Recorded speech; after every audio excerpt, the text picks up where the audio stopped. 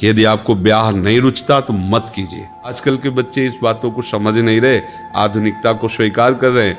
माता पिता को तो, अब माता पिता क्या करें, शांत हो जाते हैं। आपका तो भागवतिक मार्ग है, हम आपको नहीं करें, पर प्रायः माता पिता के विरुद्ध आचरण बच्चे कर रहे हैं, बिल्कुल ठीक नहीं है। प्रायः माता पिता का भाव यही रहता है कि हमारी सोच रहती है कि हम ये चीज़ खेलें, लेकिन उनको लगता है इसके खेलने में नष्ट हो जाएगा, ठीक नहीं है। तो माता पिता का आदर करें।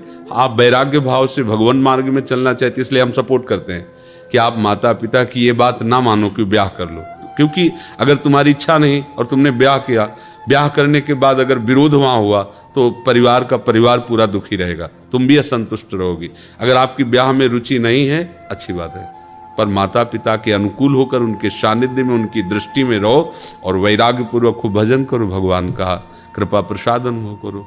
पर आज का समय जो है थोड़ा सावधानी का है। हम अपने उन्माद में, वासना के उन्माद में समझ नहीं पाते और ऐसे लोगों से मित्रता कर बैठते हैं जो केवल हमारे सोच का पालन करें।